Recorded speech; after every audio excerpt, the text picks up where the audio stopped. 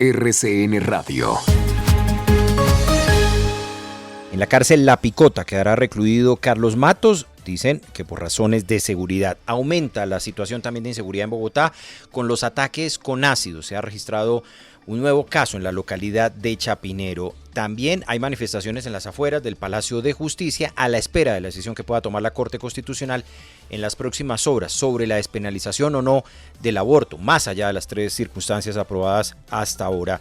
Y ha sido llamado a declarar el arzobispo de Villavicencio ante la Fiscalía, esto por las investigaciones que se adelantan de casos de abuso sexual que involucran a varios sacerdotes de esa arquidiócesis. Delincuentes hurtaron un vehículo en la localidad de San Cristóbal y al momento del robo no se percataron que había 2 menores de edad al interior del mismo. Las autoridades investigan este caso. En medio de las manifestaciones en frente del Palacio de Justicia, la Corte Constitucional avanza en esta discusión sobre la despenalización del aborto. ¿Cómo están las cargas a esta hora? Es lo que queremos saber. Y finalmente, hay que señalar que por lo menos 300 niños y jóvenes indígenas del Chocó se han suicidado en los últimos años por la violencia y el reclutamiento de los que son víctimas en esas regiones del país. Y mucha atención, hay 2 noticias internacionales de momento. Una de ellas empieza a complicarse la situación política del presidente de Perú, Pedro Castillo. La congresista peruana Patricia Chirinos ha presentado ante el Pleno del Parlamento una moción de vacancia presidencial porque considera que hay incapacidad moral permanente en el jefe de Estado, Pedro Castillo, para poder conducir la presidencia, y por eso ha instado a otros legisladores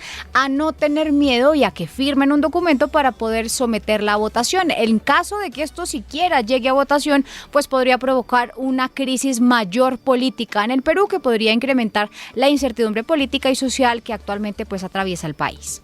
La otra noticia es que varios países europeos están imponiendo nuevas restricciones en medio del aumento de los casos. Se siguen aumentando los países con esas limitaciones, Daniela. Alemania, que ya ha empezado a trasladar a algunos pacientes al extranjero ante el aumento de la presión hospitalaria en medio de esta ola de coronavirus que afronta el país, donde hoy se registró un récord de más de 65,000 nuevas infecciones. Escuchen estas cifras: en 100 de 400 distritos solo hay una cama libre en hospitales y hay 50 distritos que ya no tienen camas libres en cuidados intensivos. Una de las razones es que, aunque los pacientes en unidades de cuidados intensivos son menos que en el peor momento sanitario, la escasez de personal ha hecho que bajen las capacidades de estas unidades y que haya menos camas disponibles que hace un año. En este mismo sentido, la Cámara Baja del Parlamento alemán dio vía libre a medidas como la obligación de demostrar que se está vacunado, que ya ha pasado la enfermedad, que tiene test negativo, e incluso ha recomendado regresar al teletrabajo. Finalmente, le cuento que la Organización Mundial de la Salud